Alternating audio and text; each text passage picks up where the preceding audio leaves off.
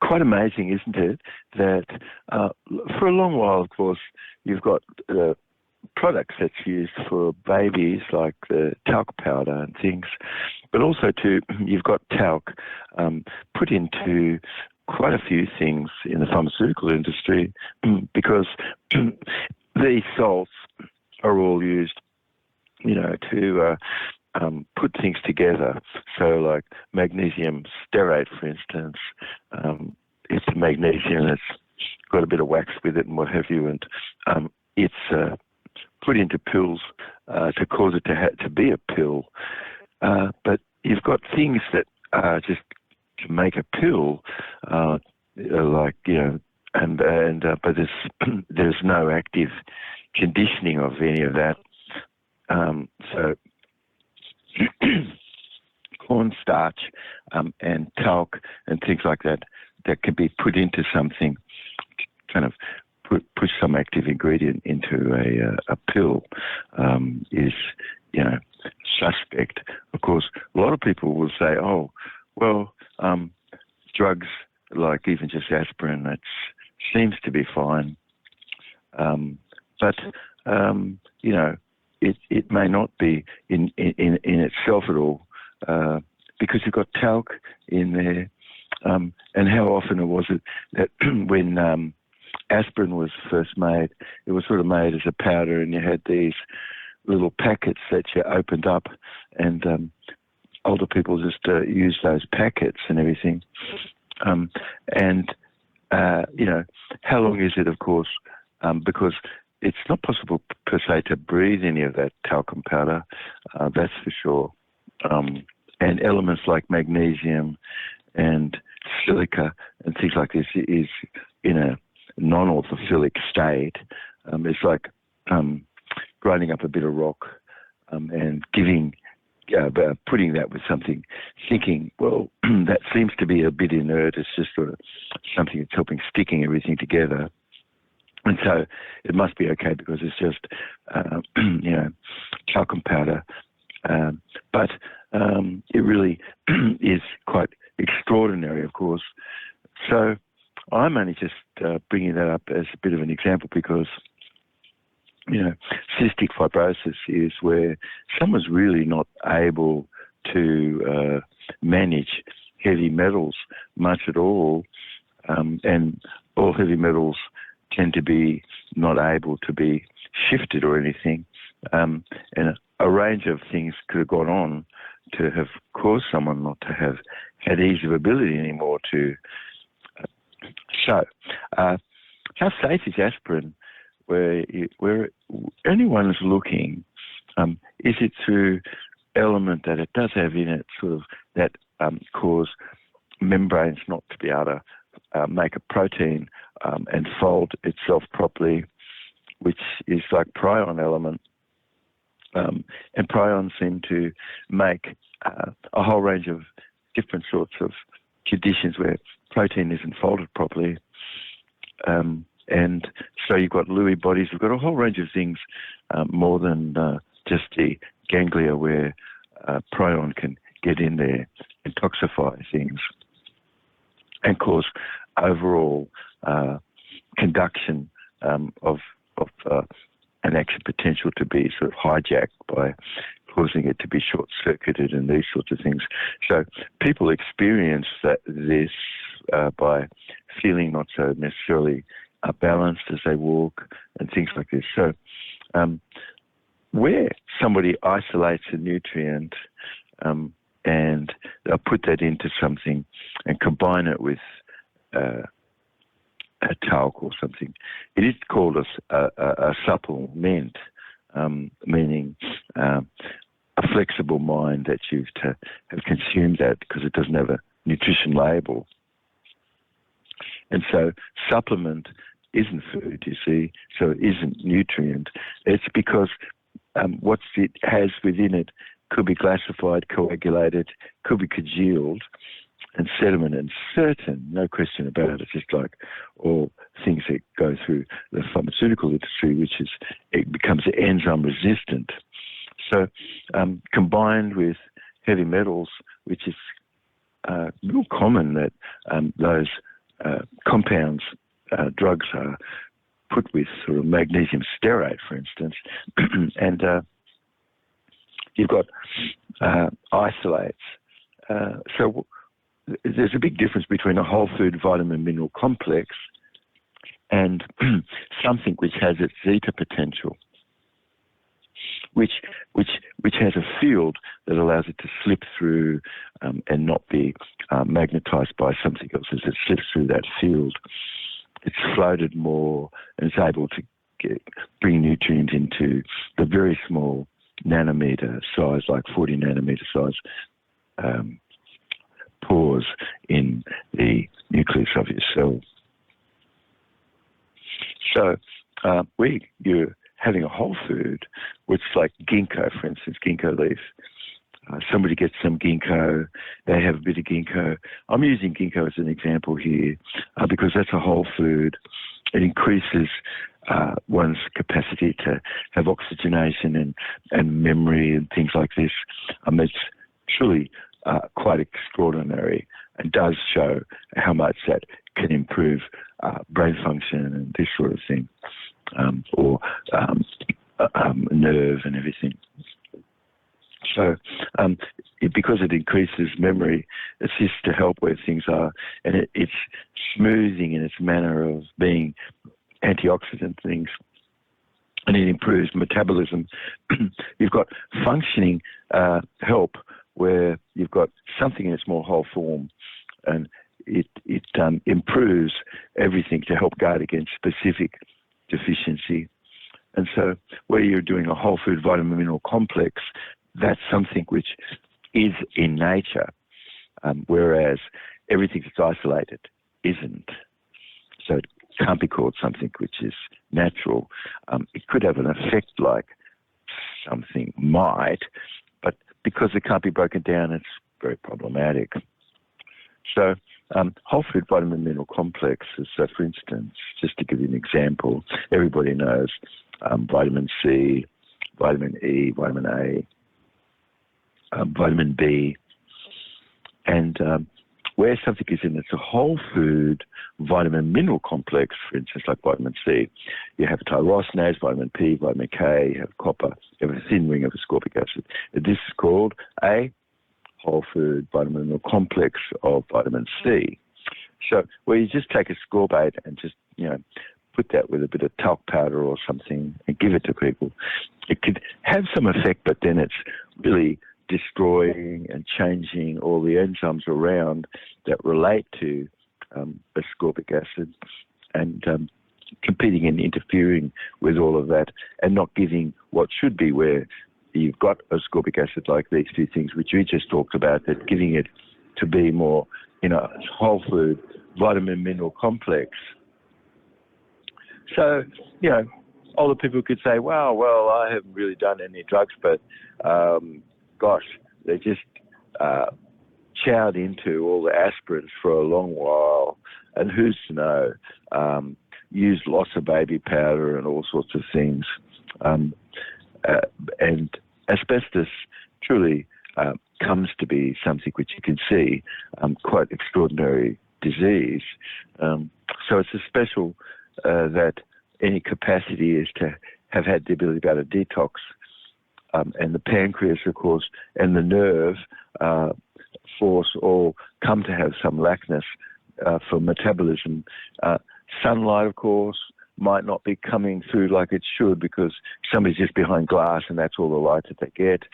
And so it's a pretty good example of what happens when you don't use full spectrum light, where surgeries and things such are, but how incredible it is, the benefit and everything that our body responds much more to, like more whole sunlight versus sunlight where UVA or UVB isn't, or only just a spectrum of the light that's there, like white or blue, which would be the worst for doing anything, surgical and stuff. So what really is antioxidant? And, is antioxidant only sort of more or less in a whole food vitamin mineral complex? Because if you're cooking things and you're using heat, how much has that gone on, and what was it to start with, the vegetable that you used? Certainly it wasn't from a can, certainly it wasn't from frozen foods and things, because somebody who has long-term illnesses had come about from older age of consuming a whole range of things which was minerals complexed, that was mined and just put where food is, and the body doesn't have as much of a capacity about to clear this way. It becomes ever more and more a neurotoxin, and it impacts brain function and pancreatic function. And so, for sure, no question about it, nerve and pancreatic toxin, unless that's cleared up, you have a whole range of metabolic conditions which is stopping proper cell respiration. So stopping the release of a hormone wrongfully, of course, our work is a lot about. Lifefood is a mucusless diet. And so the program of Jubb cell rejuvenation is a mucusless cleanse to clear mucus and stop globulins and fibrin being there in the blood, reducing the osmotic pressure, and so Kupffer cells can produce albumin, which they do because the osmotic pressure of the blood falls.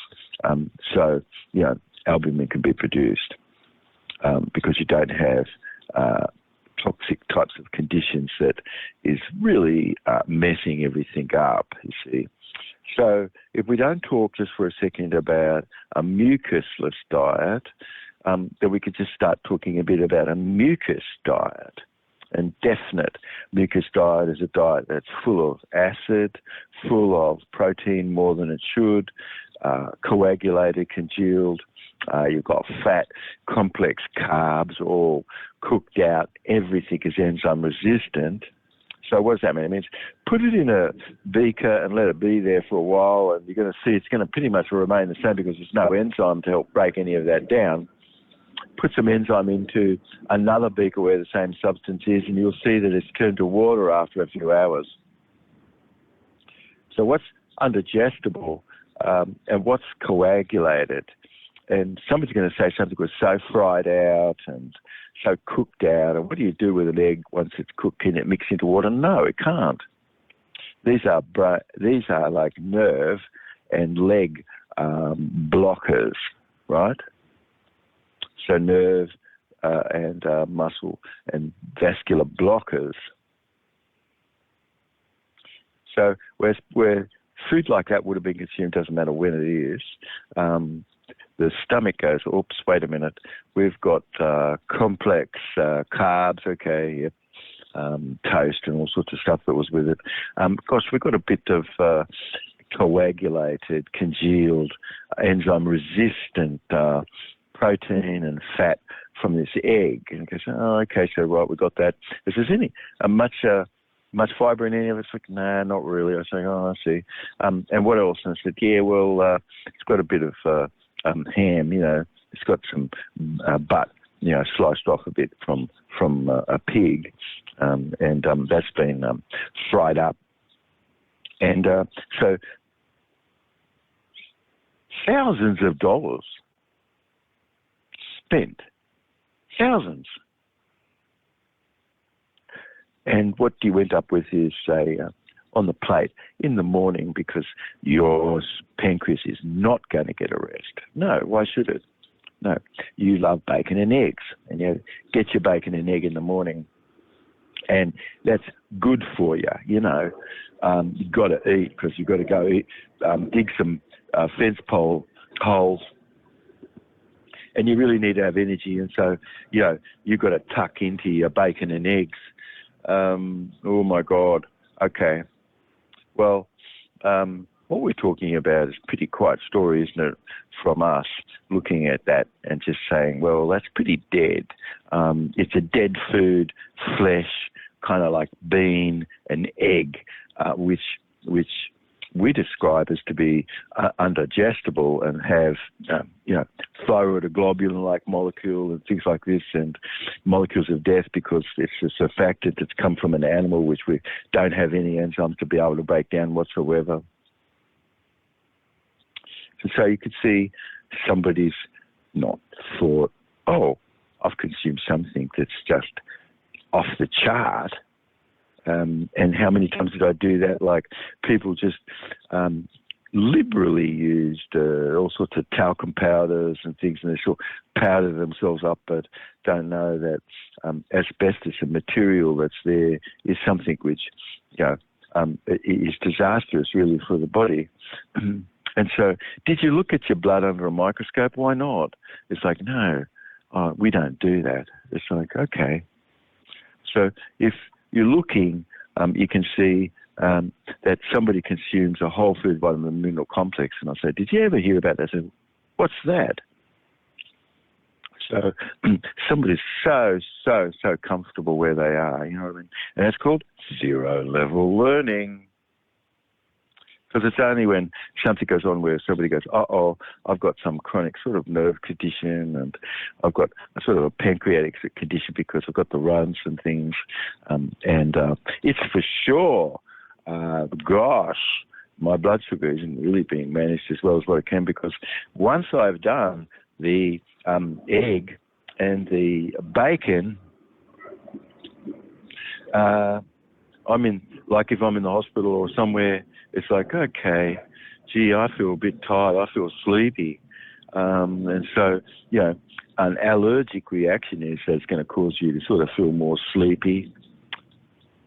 So membrane surfactant enhancement is enzymatically conditioned linked nutrient, which is micronized. It can so easily be assimilated, very small amounts of that, very useful. What would have happened if somebody had had a grapefruit instead, half, and had some sugar over the top of that, and they ate that? And some words trigger everybody, like sugar. That's a trigger word, though that's what you've got in your own breast milk and colostrum, and that is primarily what the food is that a frugivore consumes, which I always would ask anybody who's in the industry. I'd say, have you studied botany? A lot of people would say they had, so then I would ask them what the definition of a fruit is, and put up your hand, and nobody there would be able to tell me what the definition of a fruit is. Okay, well, maybe that's something you should look up. So, but anyway, the body is really not absorbing substance which is not necessarily from whole food because it can't, because it's enzyme resistant. And so what's going on there? Wow, you've got a bit of a head rush, you've got your stretch receptors in your stomach make feel like you've got something there. And so for a moment in time you feel perhaps satisfied, but not really, because it starts to really knock you around a lot. So somebody came and then they had powder that had just been ground up from rocks, and they just thought that if you need minerals, here's some rocks. Why don't you start licking these rocks? Because, everybody knows this is where you get your minerals from, so why not just lick rocks? But you can't get minerals from licking rocks. It's just not logical. That might sound a little strange to people because most everybody is just putting minerals into their food and into the pills and everything, and not caring anything about it willy-nilly whatsoever. So it's really a brand new idea, but if you were close to nature, you'd know it's not possible that you could get your minerals from licking rocks, okay? So maybe you should look into that. It's not enzymatically linked whatsoever, and it's not the same type of mineral that you can find in the petal of a flower like a rose or something. So somebody will say, no, yes it is. You've got 26, south positives. You've got 26 north negatives. You've got 26 sort of neutral magneton. So isn't that iron? Somebody will say yes, but then it's not in its orthophilic form, because when you can look at that, where it's gone through life, it's sort of more rounded and smooth of a shape and things, but also to those, that magneton that we just mentioned, are all enzymatically linked more there, versus in some other stead it's not. It's enzymatically resistant. So that's the difference, I guess. It's a big difference as to why you kind of really shouldn't be putting living, like you and I, and putting in the same category with a door or a chair, you see, which is fascism. It's like mixing the living up with the dead, and giving a corporation, for instance, voting rights and all sorts of things along with living. I mean, this is called communism and fascism outright. Because what? Well, because you can't put a rabbit and a rock in the same category, you see. So you have to think about that. That's kind of not proper IQ. It is proper IQ that you could put things into a proper, orderliness in a taxonomy of some hierarchical logical typing. Okay. So what's toxic is where all the ment, which is your mind, you have to be very supple. That means please be very flexible about looking at what I've got in this bottle, because it's a ment, which means your mind, and supple, meaning please be very flexible where you are with your mind. So it's not nutrients, so it's totally inconsistent, isn't it? To have had an effect and not be able, not know. You wouldn't be able to get a nutrient label on that. Okay. So micronized nutrient is where you've got a whole food environmental complex. Things haven't been cooked out and congealed and coagulated, where heat exists and have become enzyme resistant. So were we meant to just cook everything and then eat it? Well, we're the only life force that does that. No other life force does it. Okay. It's a bit strange. And I know my conversation today seems very strange to you, because who's heard that, well, talc is maybe not so good, and who's heard, gee, asbestos, what that was in there and that. And I've never heard you can't lick rocks and not get your minerals. This is put onto everything. We're allowed to have 6 grams of that. It says, and you got to put it on your nutrition label even, is how much you have of it. It's extremely weird, totally wrong, but that is a toxin. You can't have more than 6 grams of that. But what happens to you over days and days that you're just tucking into something? And who gave a crap that most of that was just shook up with salt that came from rocks and what have you? Somebody says, ooh, did you lick that rock? Somebody says, yes, I did. I did lick that rock. And said, damn, it's tasty. I said, yeah, it is tasty. I said, whoa, tastes pretty good. Why don't we use that? So, I mean, there's toxins, of course, which might taste nice or seem to all of a sudden be sweet or something, but be very toxic, in fact. So it's just not a normal thing that you'd see people going to the desert to lick the rocks to get their minerals and things. And in synthetics, like we're talking about, like licking a rock, it's sort of not a proper nutrient. And if it was put to be, and someone said, please be a flexible mind, and I'll get a label that says, have a flexible mind, and I'll put this substance in there, it's inconsistent, of course. How did something all of a sudden come along and field itself out to be, wow, we're going to put all these minerals together, we're going to mine it from the field? Oh, gosh, you see. Isn't that going on? Yes, it is. Sounds like I'm pretty disgusted by that. But I might be just the first person that is talking to you that's kind of like this. You're not going to find that in the mainstream.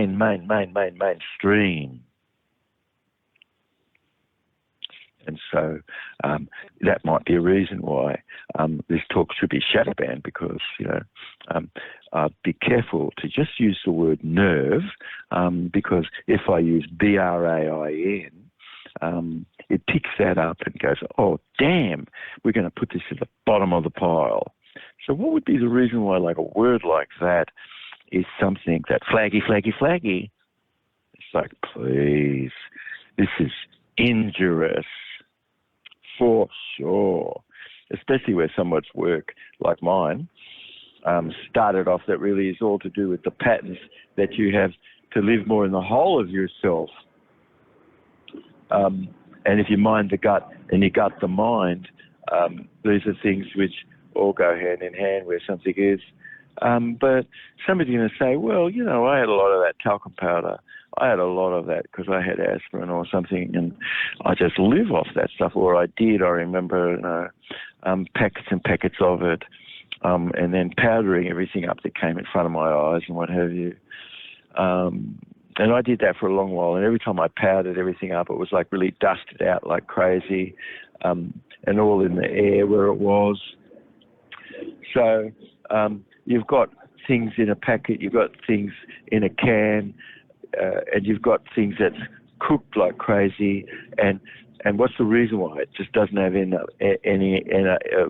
up having any vitamin C in it afterward. So mucus is what we're talking about, of course, because it's an accumulation of debris and sediment which thickens the fluids of the body. So the body can't sort of have its thinned fluids anymore. It's sort of thickened. And where did that stuff get put? Well, it got stuck somewhere in places. Have you ever seen a tattoo and have you wondered to yourself, well, I come and go, but my tattoo just remains? Yeah. Maybe you should think about that a little bit more, right? Because that's an example of a metal and things that sort of can't be removed much.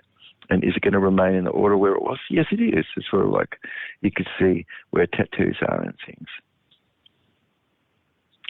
So somebody's going to say, oh, no, I put that in and kind of, I don't ever think about, like, how does it break down?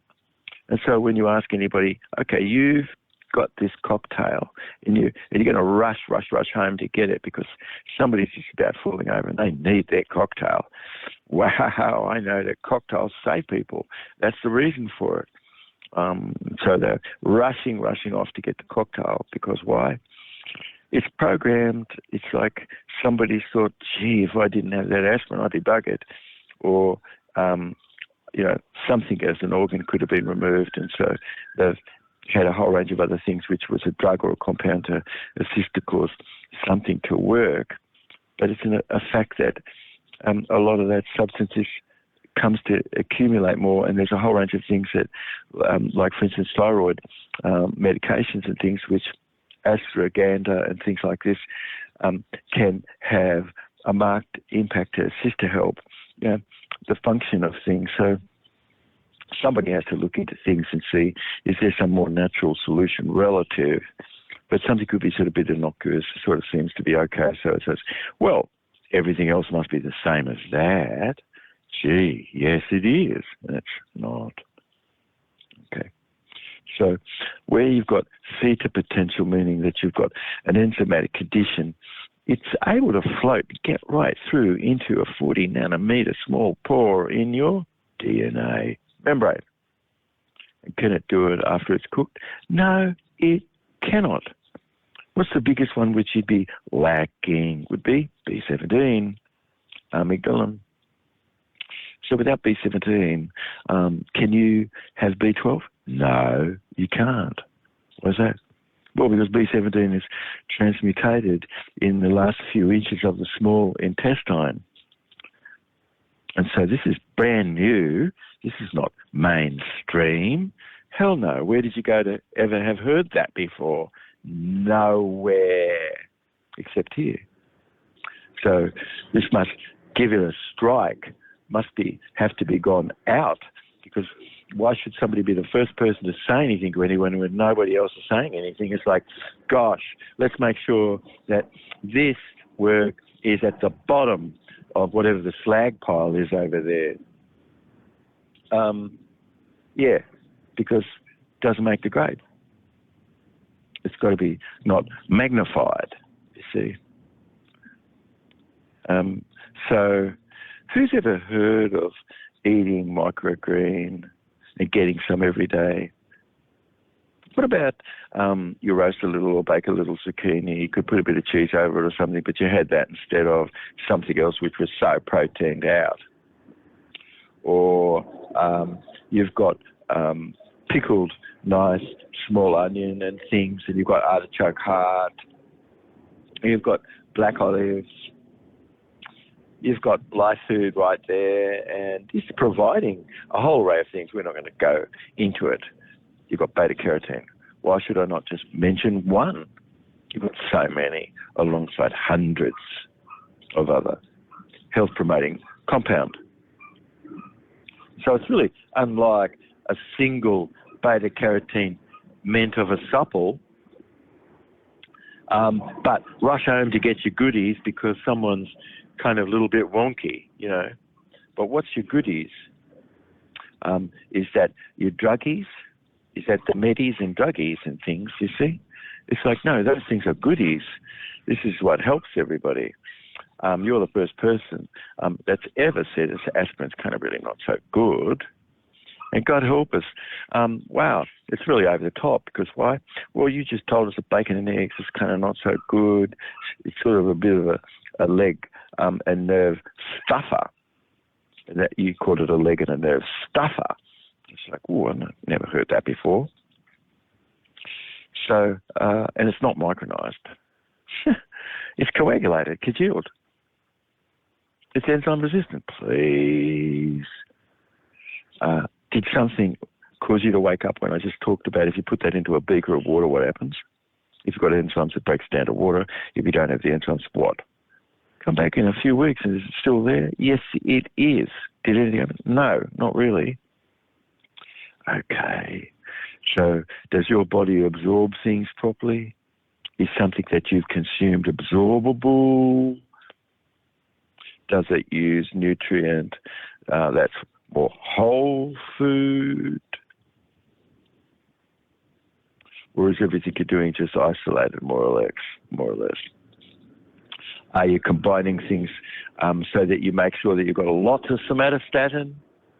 Probably, because you love tucking into protein and you can't have anything without heavy protein. And you want to put complex carbs there too, yes, and load it up with fat. How good is that? Why? Well, I need somatostatin to be released, and I need my pancreas shut down in my stomach, because somatostatin does that. Okay, we're not going to talk about that too much today, because a lot of work which is before and after this sort of relates to this, because what are we talking about? Lifefood, which is a mucusless diet. Otherwise, what are you doing? Eating mucus-forming food. Now, you haven't heard that on the news? No. You haven't heard that on Four Corners or, 60 Minutes or anything. No. And where people mention something that would go against something in the industry or whatever, it's like, this is just really not the kind of thing that's commercial. So you see, where we live in a negative economic inducted condition, it's negatively inducted to every single thing. And so, like the very first time you ever heard anyone ever say, gee, synthetics are so bad. Don't have synthetic fragrance, because, like, why do you want to have that estrogen in your brain and other places? Oops, I used that word. That causes this all of a sudden to become flaggy, because that word is not a word apparently that you can use somewhere without getting flaggy. It's like, wow. So you're meant of a supple, which is your mind that has to be so flexible, to be so inconsistent, that you are going to normalize deviant behavior. Yeah, because once you see lots of people licking rocks, everybody goes, oh, I guess you must be able to lick rocks. And so no food item that's not toxified doesn't ever accumulate. So it's like, oh, I see you're putting sand into the camera. Have you ever thought, how do you get out? Because what? Oh, so I think that you just thought you just put sand in the camera and it's going to come out itself. Is that right? I don't think I've ever thought about that. Your thinking is a little weird. I put sand in and big deal. So IQ, you would know, is around about 86 in America, maybe 48 or 49 in Nepal, maybe it's 58 or 6, something like that in some of the South American countries and everything. And the more that you're not putting anything in the right category, the more superstitious you are and hypochondriac. Well and truly. Now I know I'm the only person, probably, I'm not sure, you've ever heard talking about this, and gosh, how do you deal with that? I'm not sure, you see? So it's really a disadvantage where any eating is of dead food and you didn't know about it, and you all have consumed isolated substance, which they used, petroleum and all sorts of solvents in that. It's got to be acceptable, got to be acceptable to have a little bit of substance in there that's toxic. Why? Can't make it without it. That's not a reason to have something in there. That's not logical. Okay. So a zeta potential where a phytonutrient is going to be good, isn't it? And it's something which doesn't have any lack of that condition or fiber or enzymes or antioxidant because it's a whole food. So somebody says, have you got any microgreen? Oh, gee, I didn't ever hear that before too much. Microgreen, what's that? But zucchini, onion, artichoke, olives, Lifefood, you've got the beta-carotene, you've got hundreds of other health-promoting compounds, and it's unlike any just single beta-carotene. Like we said, you had to have a flexible.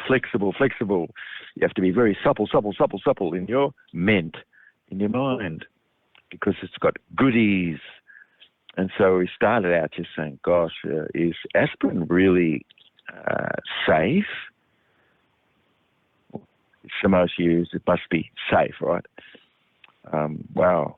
We've just been talking about maybe aspirin isn't too safe. Maybe it's got prion material in it, like we started to talk about. So it's not ecological probable because why? Well, you're kind of really not eating talc, and you're not getting solvents from petroleum to extract something, and things like that, you see, which then ends up with that material left within it. And so wherever a new toxin is higher, it is where you've got highly processed food. And what have you got where you've got highly processed food? Sediment, ding, ding, ding, ding. And what's that sediment? It's like substance that's going to like rock and block and stop and not cause any flow and cause mucus. So could have been no rest ever for the pancreas like we're talking about, because when you just woke up, they wanted to sit a plate of something that's your goodies there and start you eating straight away. Well, your pancreas can't have a rest. It's supposed to, but no way. We are not going to give your pancreas a rest because we know that pancreas don't heal themselves. You've got pancreatitis, that's it. You're done for. Yeah, why? Well, because you have to eat all the time. And these things don't mix. Because when you break your fast, it should be later on. So if you rested your pancreas, heavy protein, oh yeah, you got to have it. And if you don't, you're going to whinge. Oh man, I didn't get my whatever. It's like, please. So all the money was spent, massive amounts. You've got to put your house on the hawk, because it's just the last 3 months of your life, and a mafia is just going to take all, because they need $1.5 million insurance just to have you in the ward to drug you or whatever. And we're going to get mad at you if you don't have your bacon and eggs. We're going to get mad at you if you don't have these compounds. And is there any thinking behind it? No. This is just Pavlovian. This is what you do. That's all. There's no thinking. So if processed complex carbohydrates, you're a starchaholic, you're a carbitarian because you could be a gan of a vey, or you're a cooked dead fooder, and carbohydrate starts all cooked out, indigestible. You've got omega-6 fat there from the pig, and its omega-6 fat is rancid. You're going to have a nerve dog day. So it's low blood sugar for you. Why not? Well, because somatostatin had to be released, and it blocked glucagon. And do you need glucagon to release hydrogen from your cells and whatever? Yes, you do. And when you don't have it, so what? You're not going to feel too good, eh? And did you ever think about this? No. Oh, my God. So would you have to hear it again and again, and might that then start to kind of go in? Because how could it? Because you're so comfortable where you are, right? And so why would you want to change anything? No, you don't want to change anything because you're comfortable. When you get to learning level 1, that's like, I don't feel too comfortable where I am. I think I really need to learn something. And that's called learning level 1. So what you ate, are you going to say that wasn't the culprit? No, I don't feel too good today. Wow, I'm really feeling a bit whacked out. And what did you do yesterday? Ooh, was nothing to do with anything that would help you. Not really. Well, it did, yeah, because you needed the compound to actually be able to survive, because you've got to clear things up in a way that's going to work. And otherwise, mutism, psychological mutism, you just blink it out. Why? Because I love bacon and eggs. I love it. And just can't stop thinking about it. You see, you've got all sorts of internal dialogue, so addicted out, it's incredible, and new toxin, and it's you in some moderate type of conditioning for yourself. And of course, you never heard about this wrong food combo. No, you didn't, because that's life food. You got to have the south this or the whatever that and the everything, and it's going to be a trendy thing. You jump on it for a moment and it's just like gone fast, and people forgot it. And so life food really might be here to stay a bit more. You've got these food combos like we're talking about, and you've got 4,000 variants of cystic fibrosis. I know that's wrong to say, because why? Well, because everybody knows this is a rare disease. It's rare. No, nobody has sticky mucus. You're off the puck. Sorry, you're up the puck. Don't call disease sticky mucus. That's wrong, all right? Get and go. Just put your stuff at the bottom of the heap. So it's going to be responsible for days afterward, of course, for someone having been stuck by maybe low bliss levels if they ate that food that just raised somatostatin, because low blood sugar is for sure released. Otherwise, that's what you've got. You've got cells where the stomach is, the pancreas, and inhibiting what the release is of gastrin and insulin and glucagon. Why? Because you ate food stuff that raised somatostatin, and it blocked those substances, which we're not talking about that today. No, we're just talking about life food is a mucusless diet. Life food is one word. It's always been one word. It's a noun. It's not two words. It's not fictional. So it's a proper taxonomy and a hierarchical logical typing under an epistemology. And so someone in Wiki, they need to shut this down, right? Because who knows anything about like what I just said? Zero. It's like, that's okay. But don't think that you're getting proper information. That's what I'm saying. Where mainstream is mainstream. What's mainstream? That's monopolized information. I don't think that one group of people should be the ones that just select all the books, no matter where you are in the world. So what I'm just saying is, like, I guess if you can hear it, it's like drugs is not the answer. And what about wrong food combos? Dead food, out of turn, out of time, not enough. An element has some capacity to manage or be managed to have had some sort of new toxic effect. So Lifefood really is mucusless. So it's not got the mucus-forming foods like flesh and bean and eating all day and making sure it's all dead and just powdering it up with rock salt, making sure it's cooked, coagulated, and it's a blocker. It's a pancreas blocker. It's a nerve blocker. It's a nerve lacked metabolism. It's a pancreas lacked metabolism. It slows your digestion to a stop. So is glucagon, would it be needed to regulate blood sugar? It sure is, and that's the story behind all this work, isn't it? So that's a part of it you're holding and keeping the memory of it. But resting your organ, now, here we come. I've never heard that. This must be something which got to be put to the bottom of the slag heap for sure, because why should you hear about resting your organ? No, bugger that, especially the pancreas. No way. We're going to get you working straight away. You open your eyes, we're going to start you working. You're the pancreas. You got to work now. You're not going to get any rest whatsoever. So we'd have to look into this work and find, when do you rest that? Also, too, you'd have to look into this work, which we're not going to talk about today too much. It's like, you don't have any human growth hormone. That's okay. Why? Because you're just eating food that's triggering somatostatin. And is somatostatin going to let your anterior pituitary produce human growth hormone? No, it's not. Okay. Did you ever hear about that before? No, you didn't. Not at all. I'm somebody that I should be put at the slag heap, bottom of it, and all the information that's existing, you see.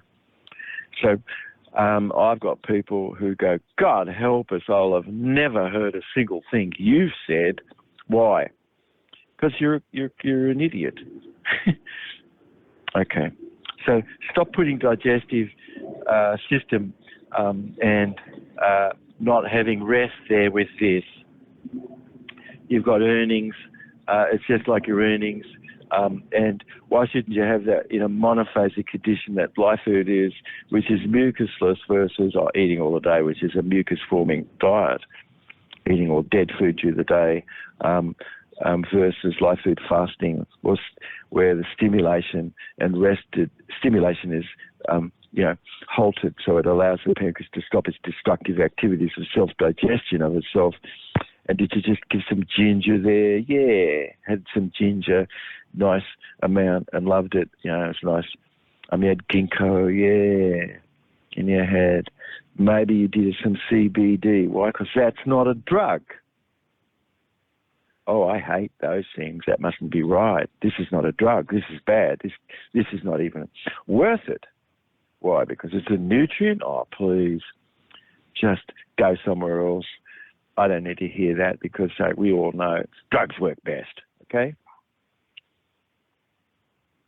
So you're resting your organ, and it provides the opportunity for damage and all the dead cells to be replaced.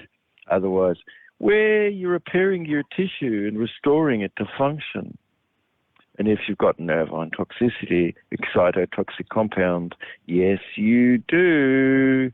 You never even heard of any of this, have you? Well, you're just eating dead food. I'm just giving you some ideas about what might be there in all of that dead food that you've consumed. And don't tell me that that's not part of your condition. So by bringing a local inflammatory condition under control, by resting things, you're doing Lifefood, which is mucusless, you do the castor packs and things, and you're really assisting your pancreas. You're stopping it and preventing its overload from the dangerous food combos that you're getting. And is there anybody knowledgeable? No. They'd love to stick you with something which is an unphysiological colloid that can't be broken down, even if you need it or don't. And that could be dangerous for some people, I'm sure. So the pancreas is food combo. You've looked at it. You're not doing this dangerous food combo, and you're looking at what you're consuming, because why should you be eating the molecule of death? Why don't you look that up? Remission of symptoms improving, and you could feel your will also gradually resume ever more in a better way of being, where you're eating low phosphate, low glutathione, low methionine, you're not eating too much of anything dead, you're not whacking yourself with the complex carbs and piling the fat on with that. Jubb Cell Rejuvenation is carefully listening to what I've been saying and monitoring your sense of things that relate to this, and ensuring a pancreas has a proper, fuller capacity to be able to recover, because otherwise you will not stop the runs that you have, diarrhea and what have you. So it's really, just have to say, sorry, but everything I'm sort of talking about is so far away from synthetics and drugs. Now, you might start to hate that word, or you already do. And so okay, so what else could we say? We could just say synthetics, would that be okay? It's sort of like a better way to say it. Maybe it's like finding a way to say something so it doesn't emotionally trigger you see, because everybody can't stand the idea that something could be called a drug. It's better to call them, candies, or come up with some other name that makes you feel meditated about it. But those drugs are creating diarrhea. Yes, they are. And something is trying to stop that as well. And it's like, this is just wrong. Okay. So neuron, where something remains depolarized. What does that mean? It means it can't be used. And even after ATP is delivered, it's seen to lack nutrient, especially glucagon missing. Why? Well, because you need that, and if you don't have it, so what? You could have all this other stuff, but you don't have it. You've got a dead food diet. You haven't even thought about anything like this. And it's just a suggested scenario that involves whatever's gone on. Why don't you stop that disruption that ordinarily has been, and gain back a normal regulatory mechanism, so that you don't feel morose the days after you've consumed dead food, protein, complex carbs, high-fat meal, and mucus-filled your meal, and somatostatin was released, and neuron would remain depolarized. And so ATP get delivered, but so what? Suggestions of any other scenario involved is that disruption of the normal regulatory message mechanisms and things. Of course, nervine fog is definite, and the days after a meal not digested properly, you've got a whole range of molecules which are supposed to be good at sugar sensing, where the neuron is, and you've got ventromedial hypothalamus where the neuron is, and you've got a acine nucleus where solitary tract is, where it's very important to monitor the blood sugar and the level of this, and assisting this, you've got these receptors which help maintain glucose homeostasis, and so it produces this, but otherwise everything else is a lot of proselytizing on us, because it's not talking about this message, you see? So the key mechanism is not neurotransmitters. So people go, it's like, no, it isn't. It's metabolism. And so stop thinking in terms of something upstairs when it's right through your body. You've got metabolic conditions from what you're doing. So ATP-sensitive potassium channels can be tested certain and is shown to be recoverative or more from Jubb cell rejuvenation cleansing, and you're able to flush stone out. So if you proceed, that's really good. It's Lifefood, which is going to allow you, that's mucusless, to have glucagon, and you're going to be able to raise blood sugar perfectly, and you're going to have proper metabolism. And so if you're listening to this and you're thinking about things, what's the thing I'm going to ask you right now that works in opposition to insulin? Well, so obviously it must be an energy mobilizer, because what? It's what releases blood sugar properly. What's that? Glucagon. So there's energy, which is storage, where brown fat cells are at night. If it's cold enough and those things, it'll clear away neoplastic cells as well as while you sleep. If you look into Lifefood, which is a mucusless diet. Otherwise, the energy that you see that's able to cause the arm to be lifted comes to be more, doesn't it? You might start jumping up and down a bit more, or you might even break into a trot, which, when was the last time you broke into a trot or something?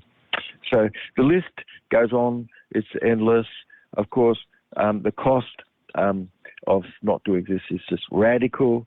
Glucagon's a primary function that's needed to stop really, bad moods and don't feel too good the days after, like, wow, yeah.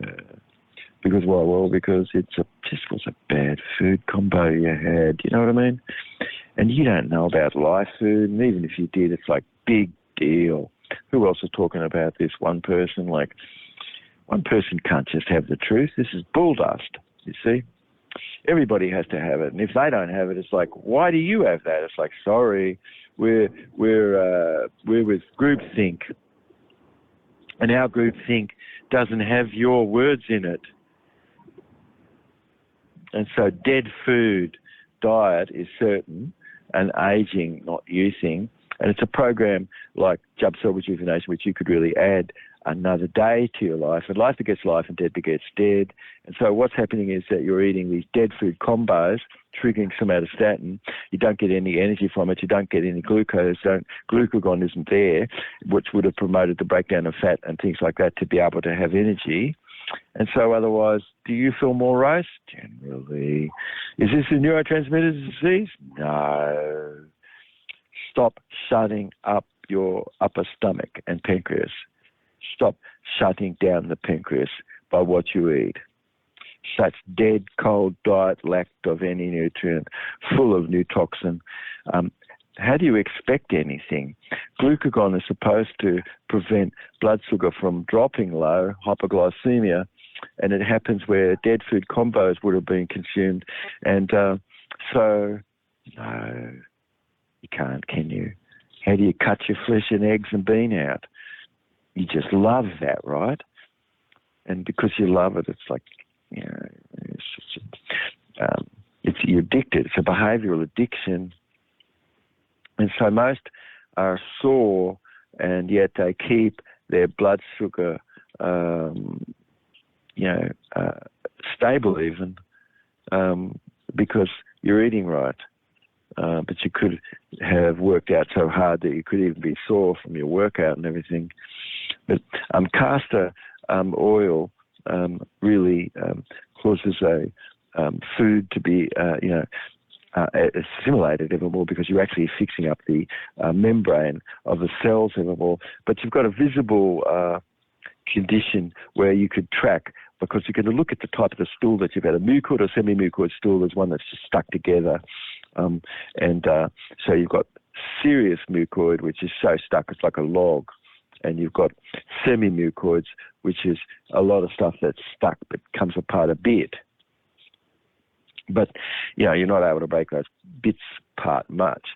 So if anything disturbs the water, a good stool just starts to break apart. The mucus isn't sticking it all together because it doesn't exist in the stool. So somebody's going to say, you don't have a mucus stool because we can't see the mucus in the stool. It's like, oh, God, please. You don't even know what a mucoid stool is, or a healthy stool. So who's listening, of course, you could look. Why haven't you had a look at your blood under the microscope? That's pretty weird, isn't it? You haven't done that. So clipped and stuck together, everything semi-mucoided, and everything supersedes what goes on where a nearby stool is, which is floating. That's not good because I just said it's supposed to be suspended, or it sinks.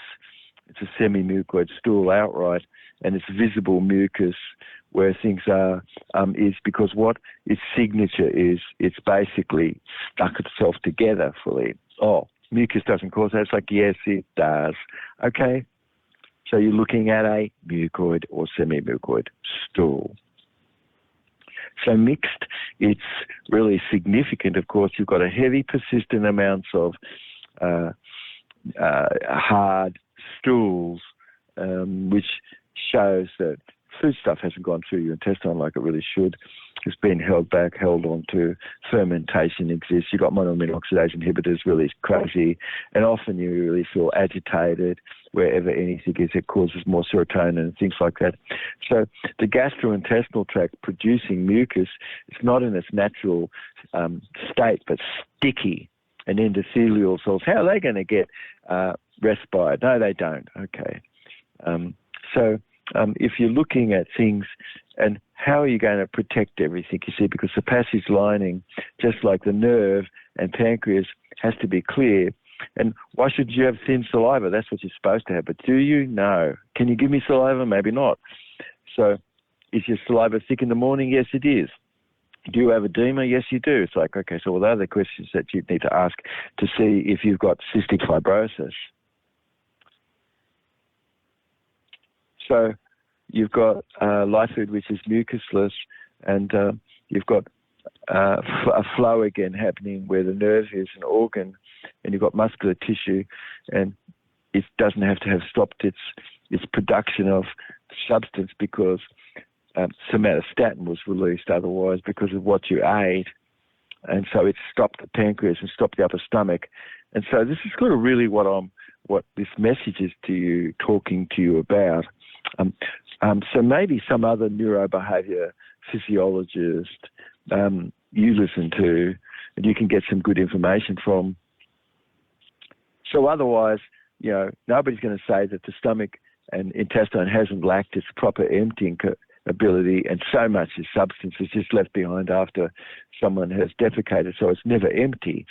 So blood, pus, and stone removed. You've got the Brunner glands and the Harderian gland and bile bladder and pancreas all stoned out with stone. And it causes people to feel slight nausea, slight vomitedness, and unexplained sort of weight loss, feverish, signs of cystic fibrosis it is. And so stone dissolved and removed. You're looking at a better Brunner gland. A Jubb cell rejuvenation is what helps you with this. Otherwise, you've got rope, plaque, which they call rope worm and things like this, but it's not a worm, it's plaque, and you've got all that plaque in mucus and dead sediment, and somebody's going to say, no, we've never heard about this. We've never heard about this. You're not going to find this on the net. No, this is wrong. Okay, but I don't feel like what you're finding there is right. A lot of stuff is so wrong, so we're not going to go there. So your intestine isn't emptying. I'm just going to say it. You've got sludge. You've got what needs to be dissolved and sloughed off. Yeah, that's right. Sediment should be cleansed out. Otherwise, skin acne, internal boils and all sorts of things. And have you any element like succinic acid? You never even heard of that. Oh, gee. Well, because why? Because you're not into fermented food. But our work talks about potassium rhodonase, and that stops and blocks all the double spores from aggregating and fusing and differentiating into fermented forms of life in the intestine. So feelings of someone's fullness, I guess, as you're thinking, sort of, or after eating, or somebody feels a slight nausea, it's a telltale sign of an elevatedness of what's coming down upon you, which is sort of like a heat, cold, shock, feeling a little sick, vomity, undigested food in the upper stomach, dead food combos, leaving you to feel bloated afterward, and it's a cystic fibrotic state. So it's unexplained weight loss, loss of sometimes most what you ate because it just couldn't be digested properly, and what just went through, which was frozen, dead canned meat, bean, heavy protein from animal, ate the day and never have digestive proper organ rest. And it's just a lot of quantifying, isn't it? But not qualified, nothing. And so solution really is for you to hear ever more about how Lifefood could be the major impact on your senility and things just like that. And assisting really is what you need to do, and you're just making things worse when you're bringing in toxin, okay? Carte blanche. So, you know, I just say, like, if something is not ecological, is there something that supports that? It's generally, how are you going to have something to support what's not ecological? It's a little bit weird. So life begets life, and dead begets dead. You're only joining like with like. Dead food is the culprit of your symptom, not all the drugs that you're not doing, or maybe even the drugs that you are, but dead food is a drug, isn't it? So missing what's supposed to be for your body, you're not going to tell me that you don't have gastroparesis, where the stomach takes way too long to empty and things, and starch and flesh and fat combo. You're going to have gastroenteritis, you're going to have stomach muscles that don't really contract properly, effective pancreas isn't properly sufficient, pancreas isn't able to produce proper digestive enzyme like it does on Lifefood. You've got heavy protein complex carb fat meal like a starchaholic does, like a carbitarian, like a vegan or a flesh fooder, and all dead food diets, so stuffed, and everything is sort of sleepy, and so you've got bloat. You don't want to exercise in the gym. You don't want to go for a walk much. Blood sugar is going to be tomorrow, not today. Somatostatin was used. That's what I did because I had something that caused all of that. I ate it, and so it triggered that somatostatin for me. So I got to put up with whatever the effect of that is. So I'm seeing a lot of raw muscle mass that's lost, body strength and stamina lost, and making it ever more difficult for people to be able to have coordination and things. And somebody's going to say, damn, you need drugs. That'll fix you. Whoa, whoa, whoa, whoa, whoa. That's a happy thing. I'm going to really be happy about that. And it's like, did any microgreens be brought? No. Did you think about, how about some ginkgo? No. Why? Well, because that's just, what is that? It comes from these bloody little small shops or something. It's like nobody wants to go in there anymore. You know what I mean? So no human growth hormone. That's not going to be for you. No. And you're just going to age like crazy because you don't even know what raises human growth hormone. And you could listen into my work and you could learn about that. But otherwise, it's feelings like being a bit of a pussycat pushover in your own thinking, and being like a Richard the Lionheart, like having some strength but going, ouch, you see. So activities are feeling pretty good, but you can't move your bowels, and your care mode doesn't exist properly. So what the symptoms of cystic fibrosis is, it's very, very rare disease, you see. What Dr. Jubb's been talking about today, very rare, doesn't really exist much, just like occasional somewhere. Because, well, it's just not mentioned. So, and what's mentioned? Hey, you know, cystic fibrosis, rare disease, rare, rare, rare, rare. See? So, is this a reason why you might not want to go along with the stupidity that's on the net? Are you going to say there's some central organised nervous system behind that? No way at all. So don't compare it to something, well, me, that's got a central organised nervous system, because that is not equal to me.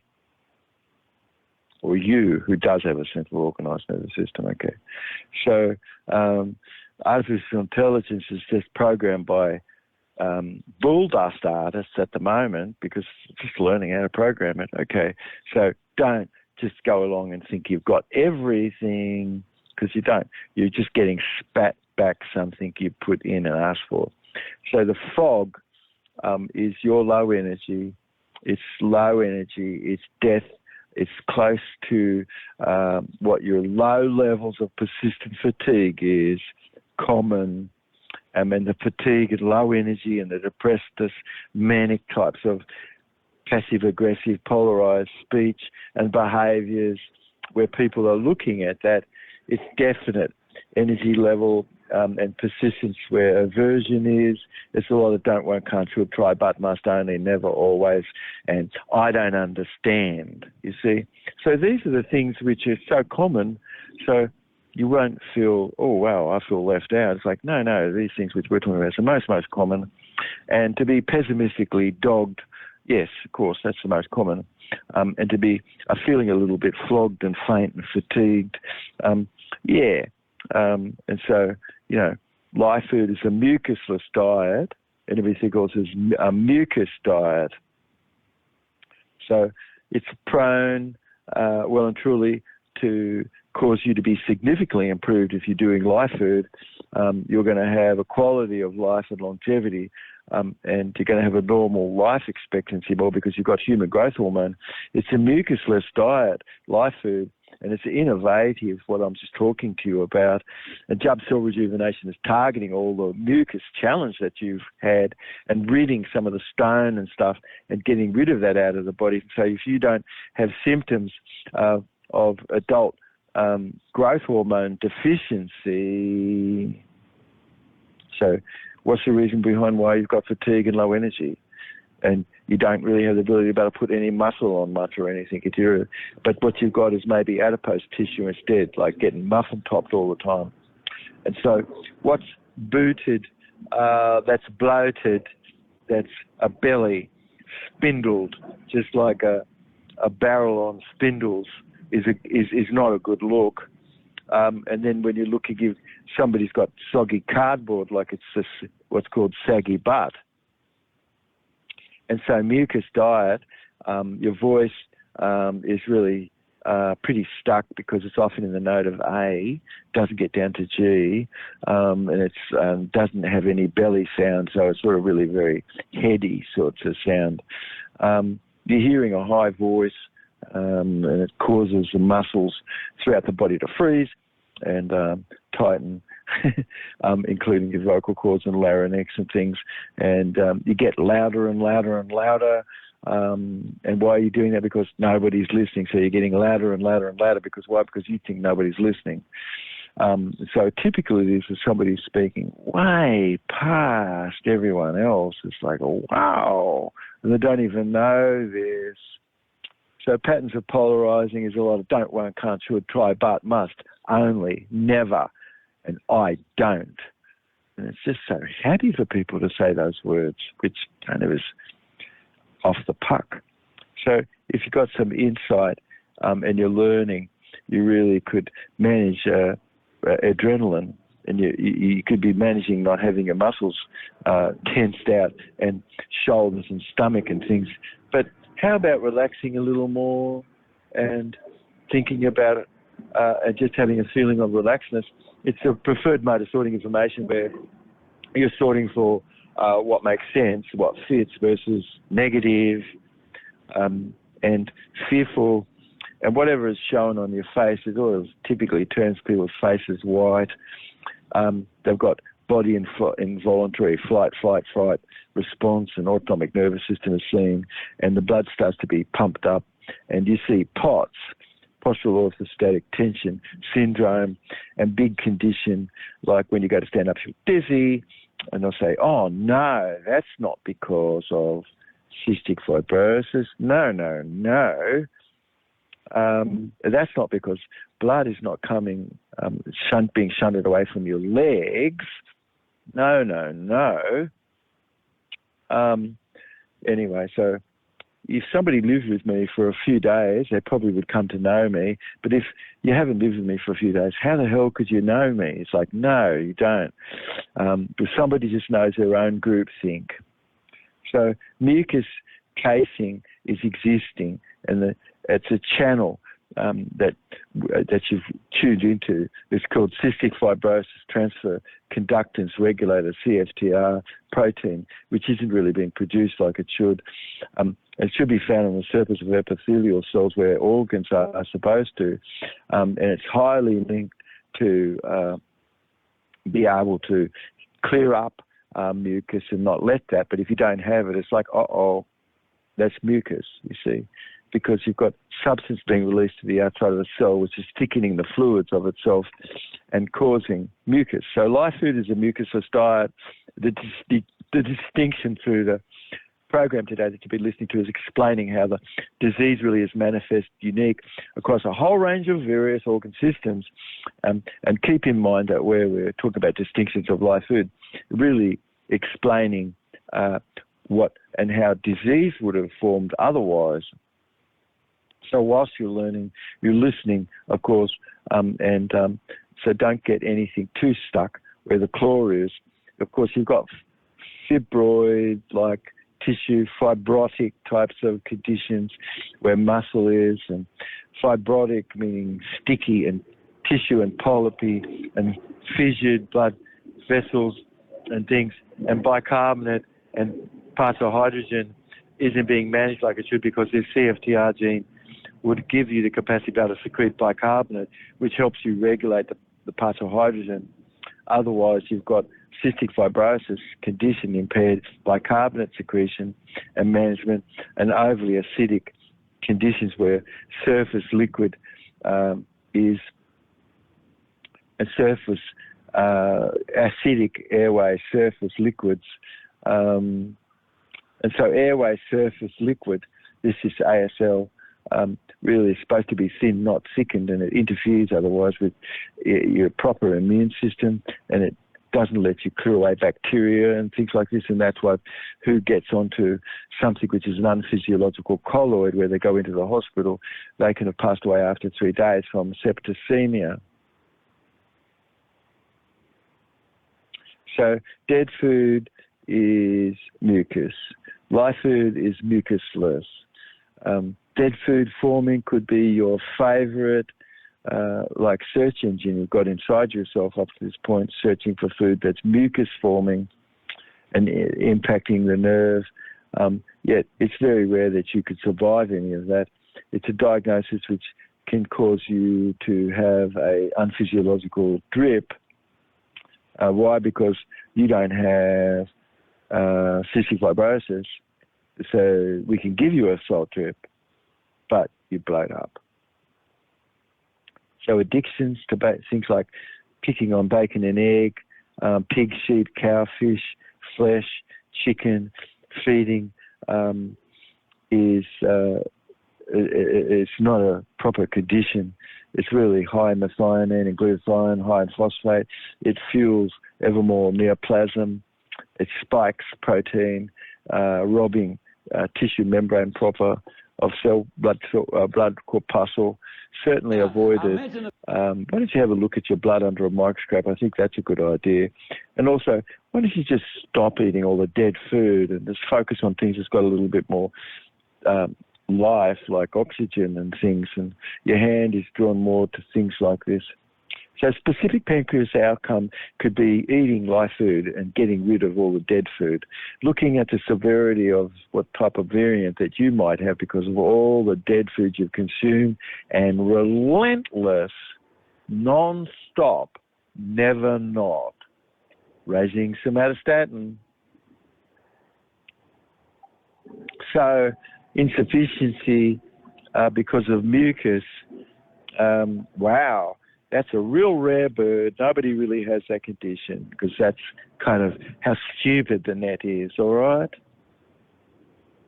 So after what I've seen, I could think there's a certain amount of stone that's in your pancreas and right through the body. And cystic fibrosis got severe sorts of variant and and gene-causing most serious types of pancreatic issues. Estimated like 85% of people who have CF experience certain pancreatic insufficiency, never not. So prion disease, like eating animal and bird flesh and fish, and various prion disease, like F58del is a common CFTR mutation. It sort of is a folded protein that's degraded before it could reach the cell surface. So it's creating misfolded protein. You've got all different classes of things like that, and the result is misfolded non-functional channels where cell epithelial surfaces are. And so bicarbonate being able to be transported in chloride becomes impaired, and ducts become ever more blocked more by mucus. And so who never studied any of this a day in their life will flat out say, who's agreeing with you? Well, a lot of experts agree with me, but it's not on the net. So surfactant is really what we're after, and focusing on what this is. A sort of Lifefood is a mucusless diet. Otherwise, you've got these ALS, pH, parts of hydrogen, not working and functioning. It's supposed to be about 6.9 to 7.3. That's the airway surface liquid. And so phenylalanine ends up not being present much in the cell membrane, an epigenetic variance 4,000. And you've got amino acid phenylalanine, which actually gets deleted because it doesn't get produced, the amino acid that's needed for your endothelial cell.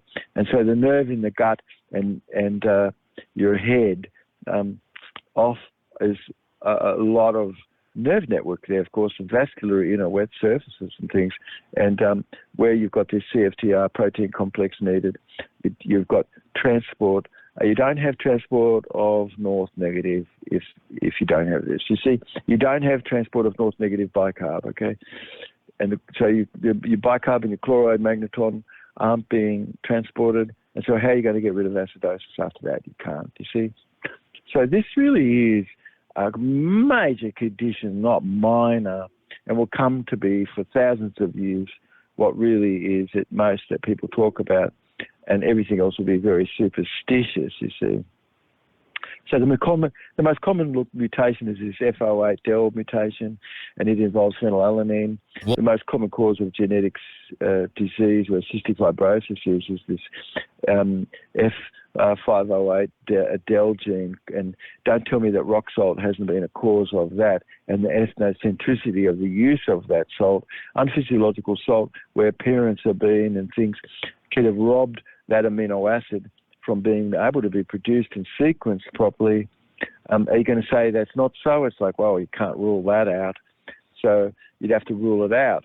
Misfolded and cells quality control really is regulated by something that's foreign, that's not going to be proper. And so then ending up with an autoimmune sorts of conditions and things. So unphysiological colloid like mineral, like magnesium stearate, put into a lot of things, and then the unphysiological metal colloid that people are consuming where food is and things. It's not orthophilic. It's not an orthophilic colloidal mineral. It's not transmutable. It doesn't have anything except it came from an inland mine, and culinary mineral element nutrient doesn't exist there really properly. So if you've never heard of sticky mucus before, you've never heard of Lifefood probably either, and you never heard anything like my talk for sure, because, well, these are shadow banned. And so how much blood is being formed, and how does that form through an aggregation, fusion, differentiation process? It doesn't form through mitotic cell division. So it forms from colloid aggregated, fusing, and differentiating. So you're going to look at things different if you look into this work for sure. Most cases impact not just gene amino acid sequencing, but the punctuation and everything like that. If you've to go on where you'd imagine your intestinal garden that you're wrapped around, That's what is, and that shouldn't be compromised whatsoever. Lifefood is going to be what is good for you, and low levels of the important amino acids, which should be. These are apparently sort of rare symptoms associated with low phenylalanine levels and things. But you get all sorts of rashes, hair loss, and failure to thrive, prolonged diarrhea, damage of the cornea, genetic conditions. And people are going to say that this is not related to this cystic fibrosis, which it sure is. So phenylalanine hydroxylase gene could be no longer produced. And so, oh, wow, so now you don't have the amino acid much and to be able to produce that, which you would need to have. So if you reckon that you don't have any symptoms of sticky mucus and the diet that you've been on is sure, mucusless for sure, Lifefood is a mucusless diet. Otherwise, high food, where phenylalanine is, where the meat would have been and flesh and bean, basically knocks that enzyme out and creates various conditions that relate to phenylalanine. So eating dead food diet full of animal flesh and fish and things just like this, full of phenylalanine itself, all coagulated, congealed and excessive, can cause a phenylketonuria type of state, PKU. Medicines today, ideas exist, yet why don't you check where the logic is? Because isn't this PKU something that is related to cystic fibrosis as well? Because it's all to do with phenylalanine, and it's all to do with the actual proper transport of sodium chloride and bicarb. So, personally, I think if you've changed your mind, you could see a nerve force focus of a more structure. You could have a greater contextual validity and construct validity and expert validity where things are. And so that's what this work is. Lifefood really is a lifestyle that you're living ever so others could simply live.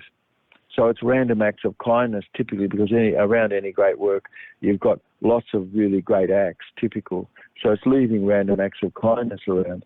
So if you're thinking the environment of trust should be yes, and you're thinking that other experts agree, which they do, if you're thinking that this is reliable, that could be repeated, yes, it can.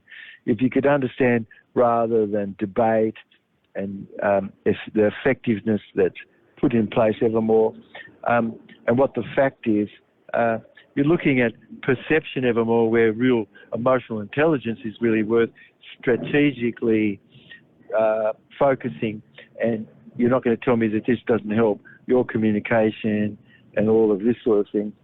So how about taking the guide like this from this father, of course.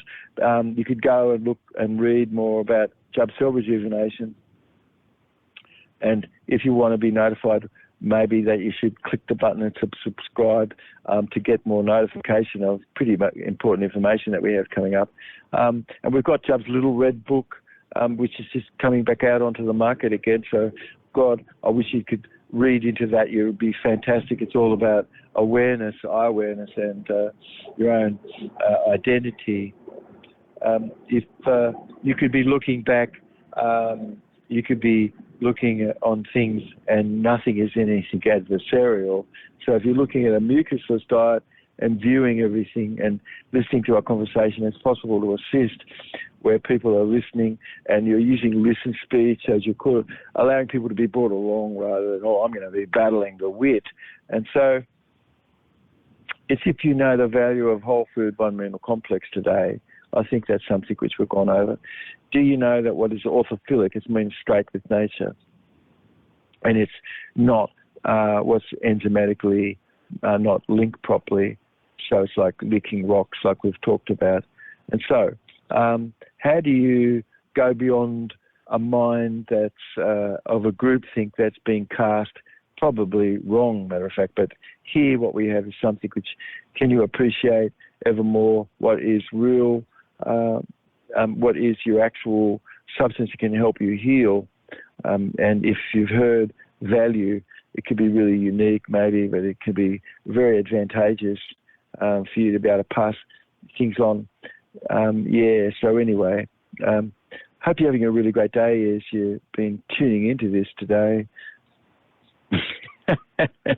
Yeah. Oh, well, some things here, there. How good is that? You would notice that where somebody does a Gouda and things, that their stool is far better, and what they've consumed, they're getting a better effect from what they've consumed and everything too. Yeah, so enzymes help break things down and everything. Yeah. Anyway, I think everybody is more like got some degrees of what this is going on, and can maybe hopefully get a lot of information out of this podcast today. Yeah. All right, mate. Well, I love you, and we'll catch up to each other in a bit, mate. Yeah?